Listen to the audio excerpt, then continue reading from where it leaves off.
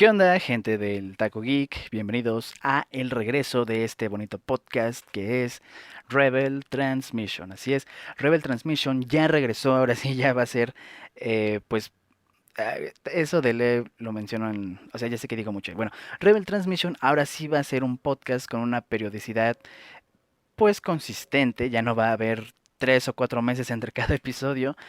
El próximo episodio sale en 15 días. Y pues bueno, no sé por qué, pero se me ocurrió grabar una presentación, además de lo que ya había grabado del podcast. Esta presentación la estoy grabando después y siento que en realidad fue bastante redundante, así que nada más lo voy a hacer en esta ocasión. Ya después será solamente el podcast y nada más, no habrá presentaciones ni nada.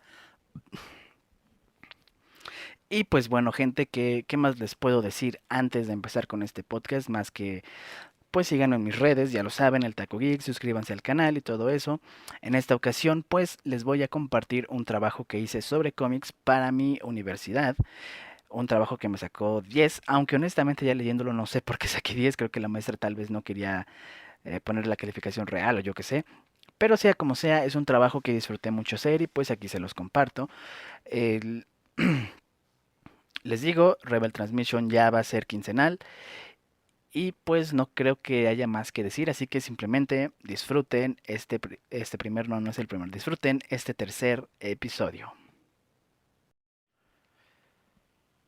¿Qué onda, gente? ¿Cómo están? Bienvenidos a este nuevo episodio de lo que es Rebel Transmission. Sí, Rebel Transmission, es que me confundí con otro podcast.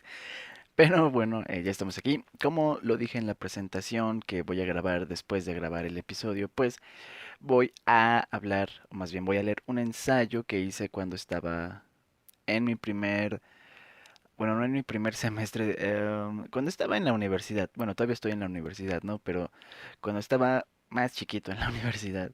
Y pues bueno, digo mucho, pues bueno, y también digo mucho, es algo que he notado. Voy a intentar no hacerlo tanto porque muchas veces pasa que cuando estoy, obviamente pues escucho el podcast para ver qué tal quedó y demás, lo he hecho en las ediciones pasadas de Rebel Transmission, y cuando lo escucho es así como de, o sea, un ejemplo. Estoy, no sé, hablando de Naruto o algo así. Ah, sí, entonces Naruto, pues, diga Kakashi, y pues bueno. Entonces, bueno, ya, voy a intentar no decir tanto, pues bueno, o cosas así.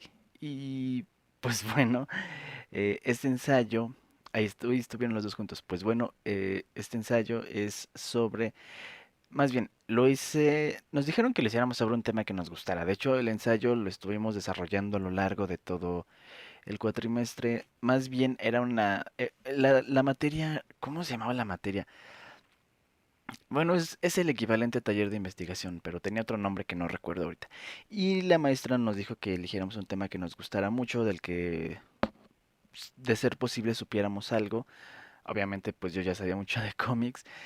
Entonces, mi idea fue hacerlo sobre eso. Y o sea, sí hicimos todo el proceso de investigación y demás. Pero al final, pues sí nos dijo así de, a ver, para que ustedes hagan un trabajo de investigación bien y lo presenten, va a estar muy cabrón, porque lo que vimos sí, nada más es una probadita. Y la neta, o sea, sí podrían hacerlo, pero un trabajo de investigación bien, una tesina que pues sirviera bien para esto, les va a llevar muchísimo tiempo y no nos va a alcanzar. Entonces simplemente hagan un ensayo con todos los elementos que ya vimos, y de introducción, conclusiones, bla, bla, bla, bla, bla, y que eso sea pues lo que ustedes van a entregar de su proyecto final. Debo aclarar que yo saqué 10 en esta materia porque pues soy muy bueno en todo esto de escribir y demás. No es un invento mío, no estoy siendo soberbio, por decirlo de alguna forma, sino que genuinamente creo que sí soy bueno para estas cosas de la escritura. Y mucha gente me lo ha dicho. Entonces, de hecho, a eso me dediqué. Ese fue mi primer trabajo ya formal en una empresa, fue escribir artículos para el blog empresarial. Entonces, y de hecho también lo hice hasta hace aproximadamente un año, ya que mis responsabilidades cambiaron.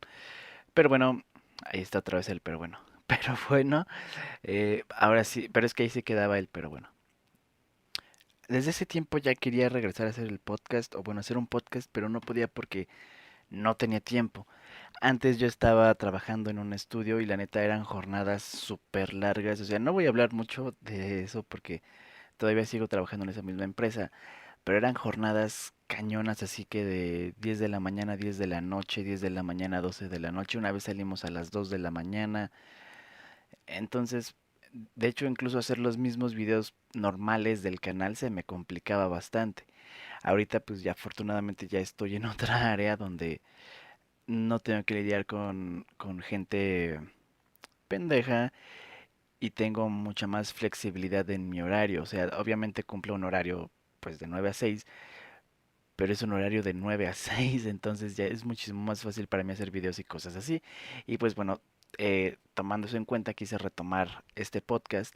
Obviamente también pues ha influido el hecho de que en estos meses he escuchado muchos podcasts como La Cotorrisa, Leyendas Legendarias, prácticamente todos los que hacen ahí en Producciones sin Contexto, de Shadow Games, que es de Yu-Gi-Oh!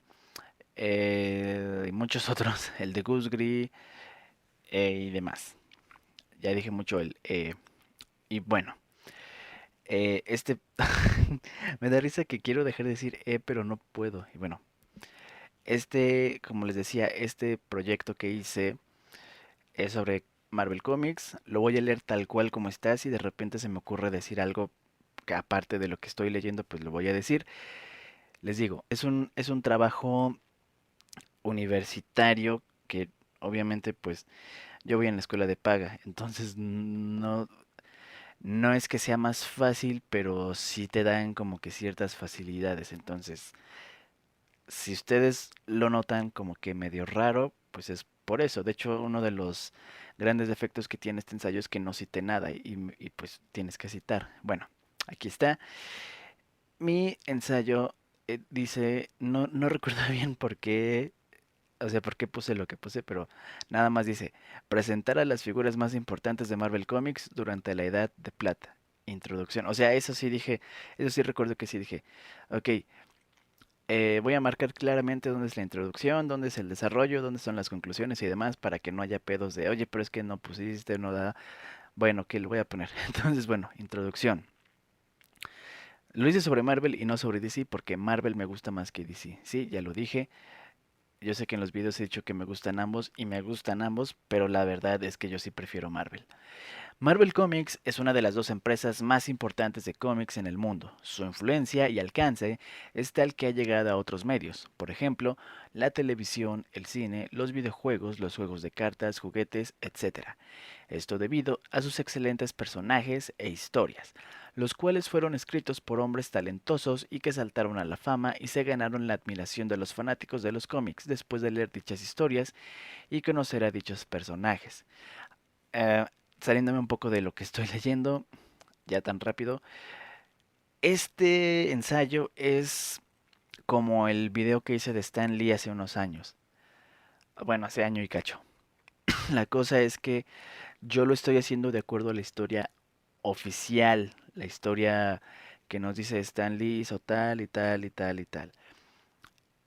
Obviamente los que estamos en el medio de los cómics, no solamente, o sea, no lo digo así como los que estamos así creadores de contenido, no, o sea, los que hemos leído cómics desde hace mucho tiempo y demás, sabemos que la historia no es como nos la pintan, sabemos que Stan Lee sí hizo cosas, pero el trabajo, ¿cómo decirlo? La concepción de los personajes que tenemos hoy en día en realidad debería atribuirse más a Jack Kirby y no a Stan. Stan más que nada como que dio la idea de principal perdón, y Steve Ditko la expandió y la hizo lo que terminó siendo, ¿no?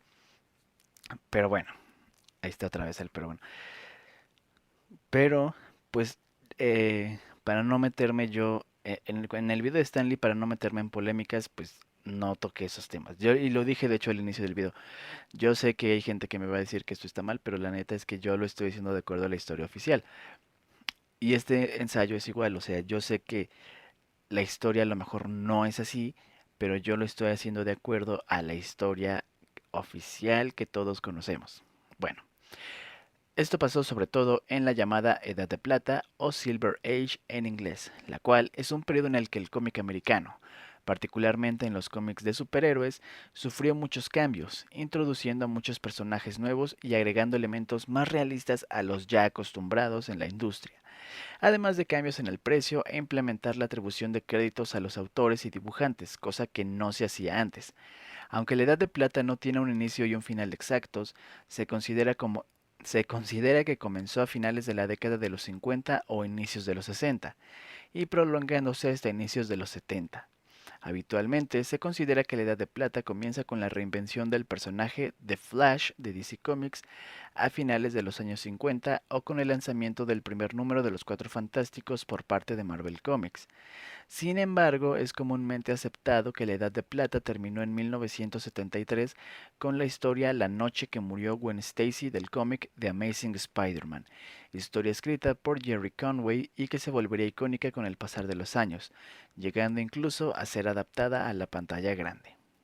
Esto en pues The Amazing Spider-Man 2, La amenaza de Electro, y bueno, sí, como lo menciono aquí, la Edad de Plata es un periodo muy importante porque es prácticamente de donde sale todo lo que conocemos de los personajes actuales, sobre todo de Marvel, de DC ya estaban más y el ahí también está. Estoy como Luisito Rey con su, por ejemplo, los personajes de DC ya estaban más en la cultura porque ellos llevan existiendo desde los 30, entonces ya estaban, ya formaban parte del imaginario popular, ya tenían pues su desarrollo, ya tenían su mitología alrededor y demás. Y pues sí, la Edad de Plata eh, es comúnmente aceptado que terminó con la muerte de Gwen Stacy porque de ahí es a partir de donde las editoriales comenzaron a hacer historias más oscuras. De hecho, eso es algo que se menciona en la introducción de Dark Phoenix Saga que Chris Claremont piensa, no me acuerdo no me acuerdo quién hizo esa introducción. No recuerdo si fue Chris Claremont o Jim Shooter, no me acuerdo, pero en la introducción dice que probablemente si Gwen Stacy no hubiera muerto, pues no hubieran podido hacer historias como la Dark Phoenix Saga y DC no hubiera hecho historias más oscuras y demás, porque ahí fue donde dijeron, ok, sí se puede hacer esto entonces. Bueno, esta época del cómic es sumamente importante ya que repercute aún hoy, particularmente en las grandes producciones cinematográficas, las cuales están basadas en su mayoría en las historias de origen de los personajes de esta época. Este ensayo es por ahí del 2018 y en ese entonces pues todavía estábamos viendo historias de origen. La más reciente en ese entonces había sido historias de origen en el MCU, había sido Doctor Strange.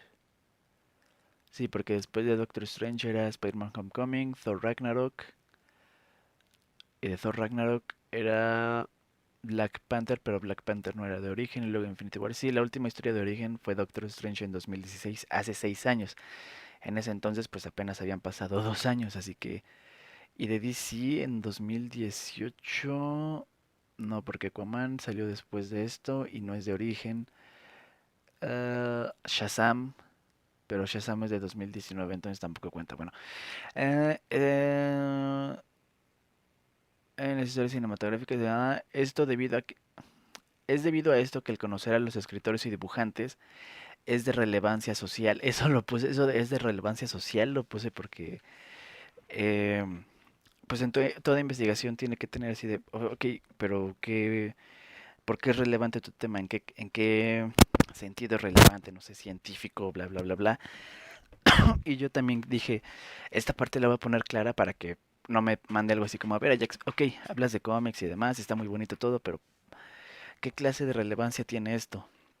Bueno, es de relevancia social, ya que es importante el saber de dónde vinieron los personajes que hoy en día son tan populares, generando ganancias de millones de dólares. A pesar de que hoy en día hay algunas figuras de la Edad de Plata bastante conocidas, particularmente Stan Lee, conocido por hacer cameos en las películas, lo cierto es que hay un desconocimiento bastante grande en esa área, lo cual es lamentable, ya que fueron personas que hicieron aportaciones a la cultura pop y de una u otra manera son parte de la historia y un referente cultural. Así es, y la neta es que, como lo dije al inicio, yo lo sé porque yo leo cómics. Mis amigos lo saben porque ellos leen cómics. Gente en Facebook lo sabe porque pues ya se ha popularizado hablar del tema, ¿no? Muchísimo, o sea, nada más hay que ver el grupo de compra y venta de cómics, donde hasta está Brad Abramenko, para saber que sí es ya algo de conocimiento público, ¿no? Algo que la gente pues ya dice, ah, ok, ya sé más de eso, pero en ese entonces, en el año en el que yo escribí este ensayo, la neta es que muy poca gente hablaba de ese tema, o sea, hablaban más de autores recientes, no sé, de Frank Miller para acá, y no tanto de lo que había pasado en esos años. Sí había algunas personas que lo sabían, perdón, tenía sed, sí había personas que lo sabían y demás, y lo hablaban, pero eran la minoría. Actualmente, pues les digo, ya es algo común. Durante muchos años, particularmente desde 2001 y a raíz de la primera película de Spider-Man dirigida por Sam Raimi, se fue popularizando la idea de que Stan Lee era el responsable de muchos de los grandes éxitos de Marvel, llegando incluso a tenerse la creencia de que hizo todo esto sin ayuda. No fue hasta hace unos pocos años que se le comenzó a dar crédito a Steve Ditko, que es sin duda alguien sumamente importante en la historia del cómic. Ahí también ya empiezo a meter a Ditko, porque les digo, o sea, sí me estoy yendo por la historia oficial, pero, pero obviamente no puedes hacer un trabajo de esto sin mencionar a Ditko. Y sí, es algo que yo menciono, o sea, mucha gente cree erróneamente esto, él también hizo tal, y pues así, o sea, no me meto en polémicas, ella es que Stan robó y bla, bla, bla, porque la neta es que eso tampoco es cierto.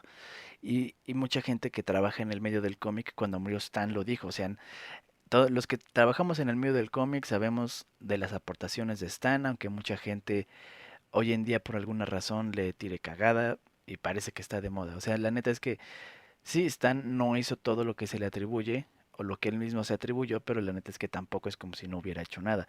La neta es que solamente un pendejo creería que no hizo nada. Bueno, es cierto que ambos fueron figuras importantes en el mundo del cómic, siendo Stan Lee la mente creativa detrás de muchos personajes e historias, mientras que Steve Ditko se encargaba de diseñar los personajes y dibujar las ideas de Stan Lee, aunque posteriormente también creó y escribió sus propias historias. En el caso de Stan Lee, cuyo nombre real es Stanley Martin Lieber, él comenzó a trabajar, ahora que lo estoy leyendo no sé cómo me pusieron 10, porque hay algunas partes que me faltan acento, escribí CO en minúsculas, o sea, no le pondría un 10, le pondría un 9, ¿no? Pero sí está así como de, ah, caray, no recuerdo yo haberlo escrito tan mal, porque sí me sale aquí que no tiene acento y cosas así. O sea, no son muchos errores, son como 5 en total, pero sí así como de, ah, caray. ¿Dónde iba? Ah, sí. Él comenzó a trabajar en la editorial Tamlay Comics, antiguo nombre de Marvel Comics, a la edad de 17 años y se mantuvo en dicho puesto durante 3 años hasta que... ¿Pero en qué puesto? Tampoco lo puse.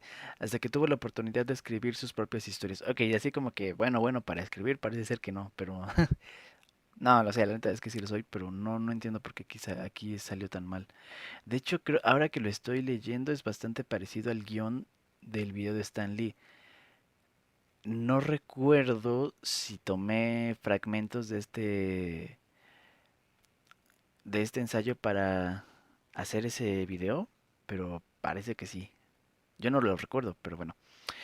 Eh, hasta que tuvo la oportunidad de escribir sus propias historias, aunque debido a su sueño de ser escritor y con el propósito de ocultar su identidad y proteger su reputación en caso de fracasar en Timely Comics, comenzó a escribir bajo el seudónimo Stan Lee. Sin embargo, a finales de la década de los 50, comenzó a sentirse insatisfecho con su carrera, llegando incluso a considerar abandonar la editorial, ahora renombrada Atlas Comics. No fue sino hasta inicios de la década de los 60 que Martin Goodman, el CEO y fundador de la editorial, le encargó a Stan Lee la creación de un nuevo equipo de superhéroes como respuesta a la Liga de la Justicia de DC Comics. La esposa de Stan Lee, Joanne, lo animó a continuar en la editorial y experimentar con las historias que él quisiera escribir bajo el argumento de que si de alguna manera pensaba cambiar la dirección de su carrera, no tenía nada que perder. Ah, no, bajo el argumento de que si de igual manera pensaba cambiar la dirección de su carrera, no tenía nada que perder. Fue entonces que Stan Lee creó a los Cuatro Fantásticos, los cuales revolucionaron el género, ya que antes de ellos los superhéroes eran básicamente perfectos. con una condición y apariencia física perfectas y una moral sumamente correcta. Sin embargo, con los Cuatro Fantásticos, los superhéroes comenzaron a mostrar características más humanas como tristeza, melancolía, aburrimiento o incluso llegando a mostrar daños físicos, además de ser el primer cómic bajo el nuevo sello editorial de Marvel Comics. El cómic fue un éxito inmediato y contó con los trazos del talentoso Jack Kirby. A ver, espérame. A partir de ahí, Stan Lee comenzó a cosechar un éxito tras otro, tales como Daredevil, Thor, Iron Man, los X-Men, etc., incluyendo su más grande creación, Spider-Man. Ahí me faltaron los puntos. ¿Qué pedo conmigo? ¿Cómo es que mandé esto así? A menos que este no sea el final, pero no creo. El cual comenzó con un diseño de Jack Kirby que fue finalmente desechado por Stan Lee al considerarlo demasiado heroico, reemplazando a Kirby por Ditko, quien le dio su apariencia final al héroe arácnido. El cómic revolucionó de nuevo la industria al presentar a un adolescente como el personaje principal, ya que regularmente los adolescentes eran presentados como sidekicks o asistentes, nunca en el rol principal. A pesar de que el éxito de Spider-Man se debió en parte a la excelente historia propuesta por Stan Lee, es cierto que también se debe al diseño de Steve Ditko, al diseño que Steve Ditko hizo para el superhéroe. Ditko llegó a Marvel Comics en 1955, aunque su trabajo no se destacó hasta la publicación de Spider-Man, donde su nombre saltó a la fama no solo por el diseño del personaje, sino porque también participó en la creación de villanos y personajes bastante conocidos como el Duende Verde o el Doctor Octopus, llegando a exigir que se le dieran los créditos por su trabajo, cosa que finalmente ocurrió en The Amazing Spider-Man número 25. Después del éxito de Spider-Man, fue el co-creador de otro de los personajes más populares de Marvel Comics, Doctor Strange, quien debido a su naturaleza mágica comúnmente visitaba otros reinos y planos existenciales, los cuales fueron volviéndose cada vez más abstractos a medida que Stan Lee y Steve Ditko daban rienda suelta a su imaginación, llegando incluso a crear un personaje que personifica toda la existencia en un solo ser, Eternity. Lamentablemente, la carrera de Ditko en Marvel Comics terminaría en 1967, solo 4 años después de la creación de Spider-Man. Esto debido a que estaba harto de trabajar bajo el llamado Método Marvel, el cual consistía en, el cual consistía en que el escritor entregaba un borrador de la historia, el cual en ocasiones era exageradamente pequeño, para que el dibujante lo ilustrara, estirando él mismo el argumento y añadiendo bastantes elementos propios a la historia, entregando dichos sketches al escritor que simplemente añadía los diálogos, quedándose con el crédito. La neta es que, o sea, eso del método Marvel sí está, o sea, es una forma, o sea, dejando de lado el hecho de que no le daban crédito a los dibujantes, o sea, es una forma, siento yo que muy pendeja de trabajar, o sea, que no sé quién, eso sí no lo investigué, no sé quién fue el que implementó ese método, pero la neta es que es una forma, o sea, es andar peloteando a lo pendejo nada más y decir, ah, sí, mira, el método Marvel. O sea, la neta es que yo no le veo mucho sentido. Em, Tras salir de Marvel, Steve Ditko se fue a trabajar a DC Comics, donde sí recibía el reconocimiento que merecía. Y eso es algo que pues también todos conocemos. Fue en DC hasta que ya, donde ya le dejaron hacer lo que quisiera y donde hizo cosas que están súper cañonas y que incluso hoy en día pues siguen siendo muy importantes. Hasta aquí pareciera que el éxito de Marvel se debe solamente a Stan Lee y Steve Ditko, así como a los Cuatro Fantásticos y Spider-Man. Sin embargo, eso no es verdad, ya que hubo muchísimos escritores y dibujantes que contribuyeron al éxito de la editorial, aunque su trabajo no sea reconocido. Tal es el caso del escritor Larry Lieber y el dibujante Don Heck, quienes en conjunto con Stan Lee y Jack Kirby crearon el personaje Iron Man, uno de los personajes más importantes de la editorial y de la industria en general, el cual es la pieza central del universo cinematográfico de Marvel y que ha generado miles de millones de dólares en ganancias.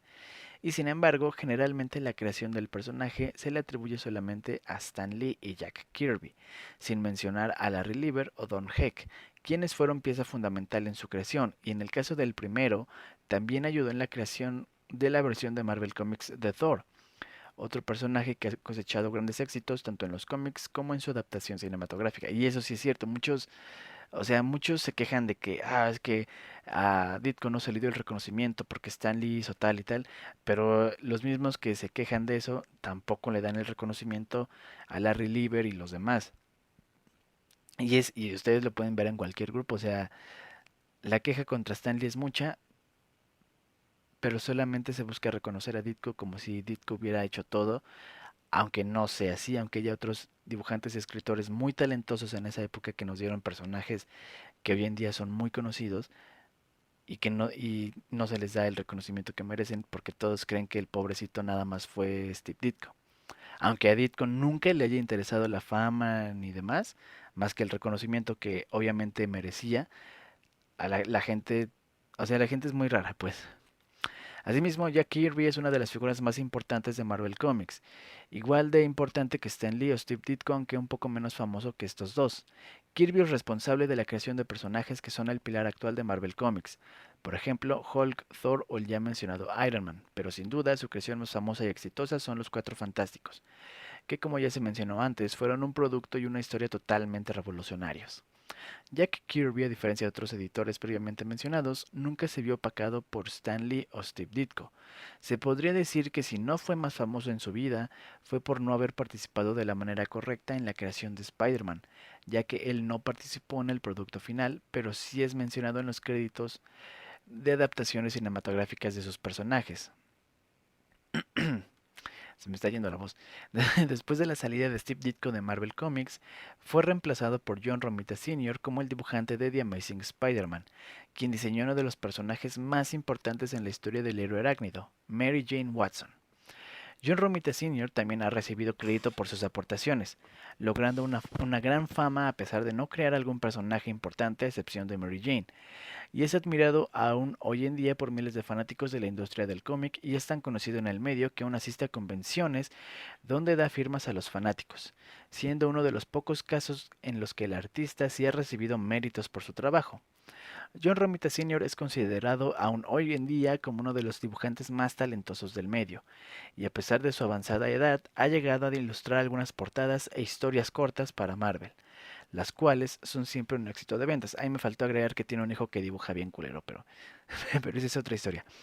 De igual manera tenemos a Jerry Conway, quien reemplazó a Stan Lee después de que éste dejara de escribir las historias de Spider-Man para volverse editor de Marvel Comics.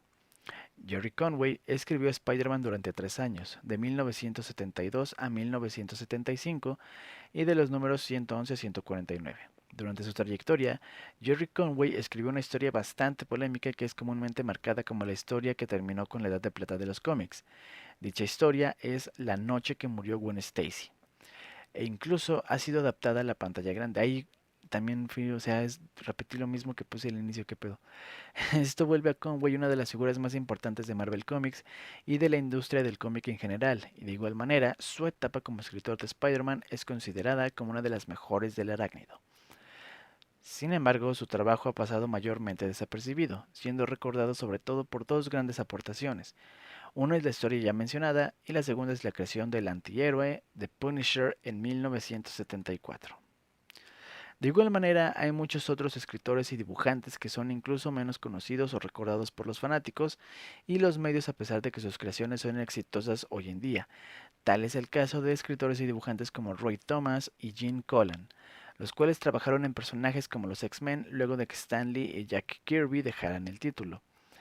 E incluso crearon a otros como Captain Marvel, quien tiene una película próxima a estrenarse. Ah, miren, ahí todavía no salía Captain Marvel.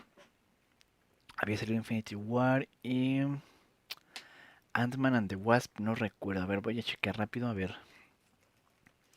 Ant-Man and Wasp. Um, 2018. ¿Pero en qué día salió? 26 de junio. Ah, no, pues sí, ya se había estrenado esa. Cuando yo hice ese ensayo. Sí, pues sí, la que seguía era Capitana Marvel. Todo esto nos da a entender que el éxito de Steve Ditko y Stan Lee se debe más que nada a haber participado y co-creado muchísimos personajes y haber escrito bastantes historias. Y esto se debe a que en esa época las historias eran más simples y cortas, lo que permitía que un menor número de personas trabajase en ellas, a diferencia de hoy en día que es bastante difícil que un escritor o ilustrador trabaje en más de una o dos series mensuales a la vez. Y de igual manera es muy difícil que el nombre de alguno se vuelva un referente en la industria, lo cual pues sí es cierto, porque o sea, chequen todas las historias famosas, no sé, digamos de los últimos 10 años, Y todas son lo mismo, Geoff Jones. O sea, a lo mejor ni siquiera son escritores actuales, son escritores que ya llevaban trayectoria. Geoff Jones, Jonathan Hickman, Jason Aaron. La mayoría son cosas así, entonces sí hay otros que destacan, pero la neta es que no tanto. Conclusiones, qué raro, yo recordaba que era más largo. Em, es que lo que es largo son las citas, las fuentes. En formato APA, ¿eh? Conclusiones. La hipótesis inicial. Las figuras más importantes de Marvel Comics durante la Edad de Plata son solo Stan Lee y Steve Ditko. No se comprobó. Pero sí se comprobó que de todas las figuras importantes de la industria del cómic durante la Edad de Plata, ellos fueron los de mayor renombre, opacando en muchas ocasiones a otros escritores y dibujantes. Todo lo expuesto anteriormente demuestra que si bien Stan Lee y Steve Ditko fueron dos figuras importantísimas para Marvel Comics y la industria del cómic, lo cierto es que no son las únicas figuras importantes. También hay, o sea, figuras, o sea, fueron dos figuras importantísimas, no son las únicas figuras importantes. O sea, como que soy muy, como que era muy, ¿cómo se dice? Se me fue la palabra, muy redundante. Eh, Stanley, con la excepción de Kirby John Romita Sr., y debido a esto son generalmente olvidadas. Esto se debe mayormente a que Stan Lee ha sido presentado como la cara pública de la empresa por décadas. Incluso si ya no trabaja ahí desde hace varias décadas. Bueno, desde hace varios años, yo puse lo de varias décadas, lo dije yo. Llegando incluso a aparecer en películas basadas en personajes de la editorial, destacándose el universo cinematográfico de Marvel, que le ha dado a sus cameos un éxito tremendo que lo ha llevado incluso a aparecer en películas de DC Comics, que en ese momento había salido en Teen Titans Go to the Movies, y estoy seguro de que había salido en otra, o no, no me acuerdo, o de personajes que no fueron creados por él, teniendo además una gran participación en redes sociales, eventos de la editorial y convenciones. En ese entonces, o sea, en ese entonces Stanley seguía vivo porque él se murió, recuerdo que se murió el 12 de diciembre, me parece, y este ensayo pues es de junio, julio, agosto, de agosto, por ahí de inicios de septiembre. Entonces sí, en ese momento Stan Lee todavía seguía vivo. 12 de noviembre de 2018. Bueno, me equivoqué por un mes, pero sí, en ese momento Stan Lee seguía vivo. Que yo me acuerdo el momento, o sea, yo sí me acuerdo, sé que para muchos va a ser una pendejada, pero sí me acuerdo del momento en el que me enteré de su muerte. O sea, ya sabíamos que estaba malito y todo. Y en ese momento yo estaba en mi primer trabajo. Y me acuerdo que estaba yo, o sea, no era de escritorio, o sea, era una casa acondicionada para ser oficina. Entonces, digamos, entre comillas, escritorios eran mesas grandes donde se sentaban dos personas, o sea, una enfrente de la otra. En ese momento yo estaba, pues ahí sentado. No me acuerdo por qué había ido al trabajo ese día, porque era un trabajo que era más bien de home office. Creo que tenía clase de inglés porque en ese trabajo me pagaron un curso de inglés y era presencial. Y pues yo me acuerdo que mi jefe estaba sentado frente a mí, porque les digo, las mesas eran así, eran grandes y yo no estaba sentado frente al otro. Y entonces, pues, mi jefe estaba frente a mí, yo saco el teléfono, me pongo a verlo, porque pues también, o sea, si no tienes nada que hacer, pues te pones a ver el teléfono. De hecho, es algo que yo hago todavía hoy, que a lo mejor no debería, pero lo hago.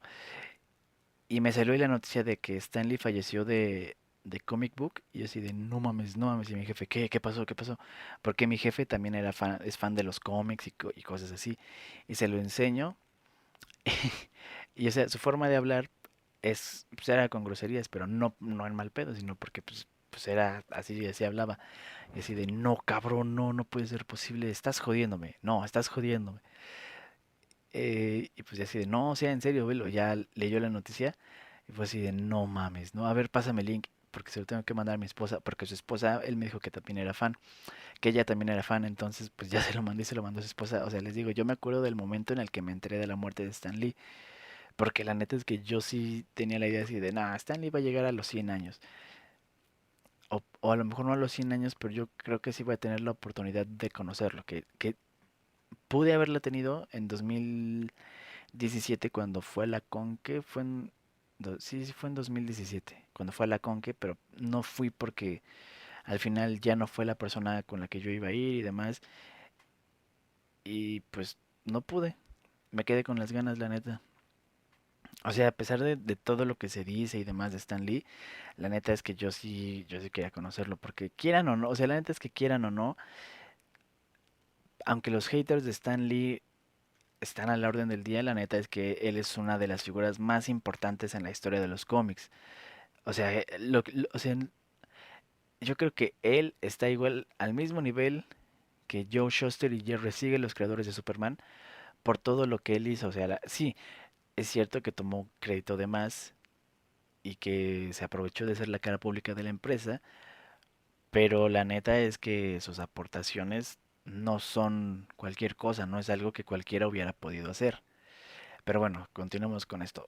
Por su lado, Steve Ditko fue retrayéndose más y más al pasar de los años, al grado de que no se supo por mucho tiempo si aún vivía, hasta que este mismo año, 2018, se confirmó su deceso.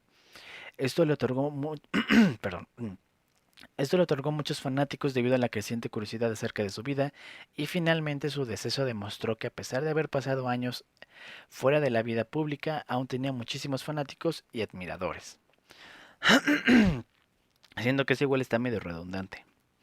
Esto es sin dudas una lástima, ya que muchos escritores y dibujantes talentosos como Larry Lieber o Don Heck, también ahí los estoy repitiendo mucho, a ellos dos, quienes también contribuyeron en gran parte a la creación de personajes importantes y exitosos de Marvel, han sido olvidados por por la gran mayoría de los fanáticos, llegando incluso a ser desconocidos para muchos, mientras que otros no les toman importancia a ninguno de los dos.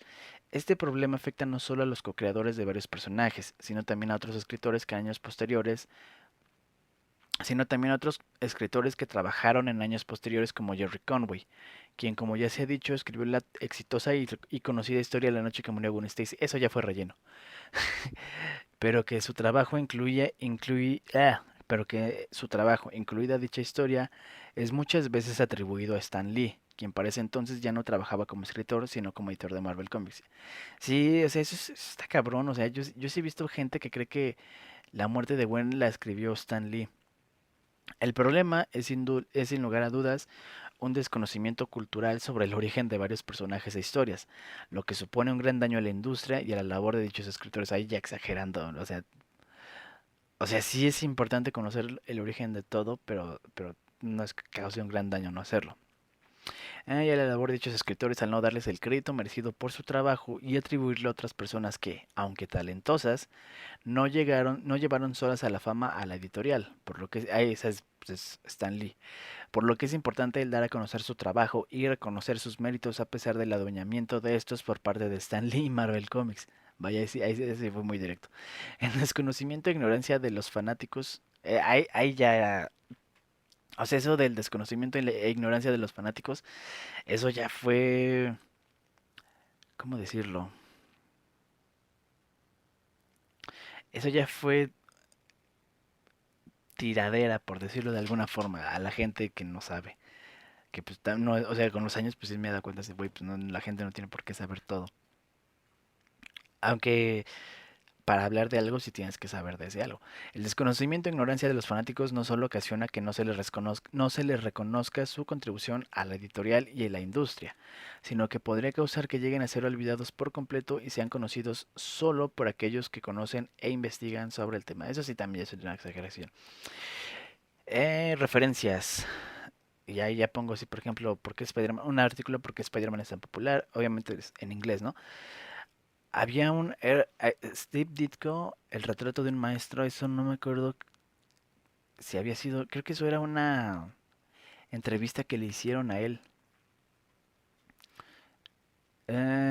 Top 100 de los héroes de cómics de IGN. Spider-Man Comic Book Character de Británica. ¿Por qué Steve Ditko dejó de dibujar Spider-Man? Marvel Comics, compañía americana. Marvel Comics, historia y background. Entonces, pues ahí está. Ese fue el ensayo que me llevó un 10. La neta, ahorita leyéndolo, ¿qué pedo? O sea, soy redundante en muchas cosas. Repito mucho los nombres, incluso dentro de la misma oración. O sea, que bien escrito no está.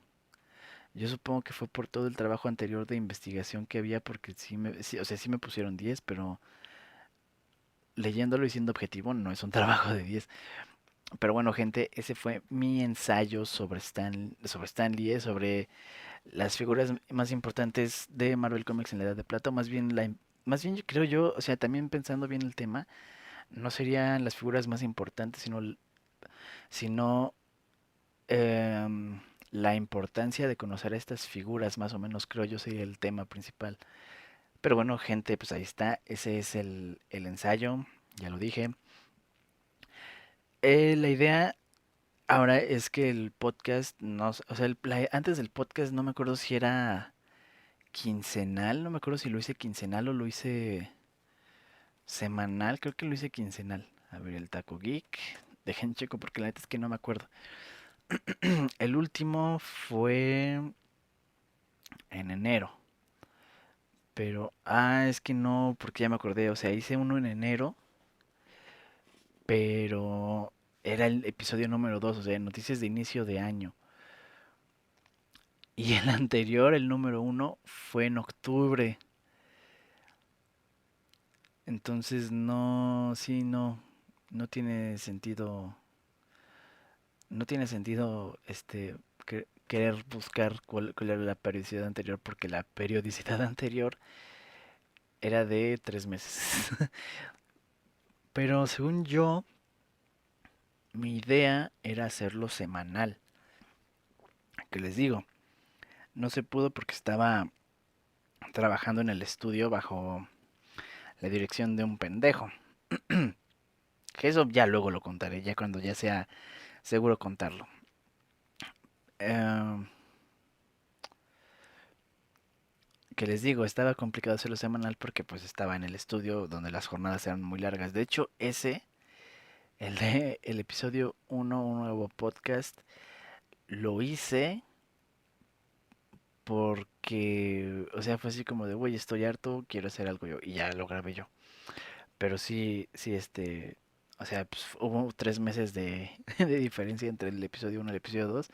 Y entre el episodio 2 y el episodio 3, porque sí, este va a ser el 3, hay 4 meses de diferencia. Em, la idea es que ahora sea quincenal, de vez en cuando un invitado o algo así. Em, y nada más. O sea, el podcast Rebel Transmission, de hecho, este va a ser transmitido en Twitch. O sea, no va a ser una transmisión en vivo, sino que lo voy a grabar, obviamente lo estoy grabando, lo voy a editar, voy a grabar la presentación y todo, y ya el producto final, el podcast ya bien, bien, bien terminado, lo voy a transmitir en Twitch cada 15 días. En algún momento espero yo pasar a que el podcast ya sea en vivo. Pero bueno, mientras, pues les digo, lo transmitiré en Twitch. Espero 24 horas y lo subo ya a YouTube. La idea es que salga los martes. O sea, la idea es que haya contenido todos los días en el Taco Geek. A lo mejor no videos completos ni podcast, pero por lo menos shorts de datos curiosos y cosas así. Entonces, pues prácticamente es eso. Todos los días habrá contenido aquí en el canal. La idea es esa. No está tan cañón, creo yo, porque pues los TikToks y demás los grabas, o sea, sí los puedo grabar yo en... Los últimos que grabé los grabé yo creo en 20 minutos tal vez, y eso porque estaba buscando las imágenes. Entonces, pues no está tan cañón, creo yo. Entonces nos vemos, o más bien nos escuchamos en 15 días con un nuevo podcast. Pero durante esta semana, es que traigo la luz apagada. Em, durante esta semana, más bien todas las semanas, después del podcast, el miércoles va a haber shorts, el jueves es el video normal, el viernes va a haber más shorts, el sábado va a haber shorts o si tengo algún video especial, véase por ejemplo los videos de las reseñas de cada temporada de Arrow que ya voy a retomar, pues es lo que va a haber dependiendo de si hay una reseña o un video especial, pues va a haber eso, si no va a haber shorts. El domingo va a haber shorts, los lunes son Taco News cada semana. Y los martes se van a ir alternando, o sea, una semana va a haber Rebel Transmission, otra semana va a ser la Taco Recomendación, luego otra vez Rebel Transmission, luego Taco Recomendación y así. Entonces, pues bueno, gente, esta es la despedida de aquí del tema. Obviamente falta la despedida que voy a grabar después, ya cuando vaya pasando el tiempo. La idea es que esto salga en agosto. Ahorita, bueno, ya dije cuántos meses han pasado de los últimos podcasts, entonces ya más o menos deben saber en qué fecha estoy grabando esto. Que pues obviamente es mayo. Bueno, no mayo técnicamente. Bueno, sí es mayo, pero es el 31 de mayo. Entonces, la idea es que esto salga por ahí del 15 de agosto. Tengo que checar bien las fechas de alta recomendación para eso.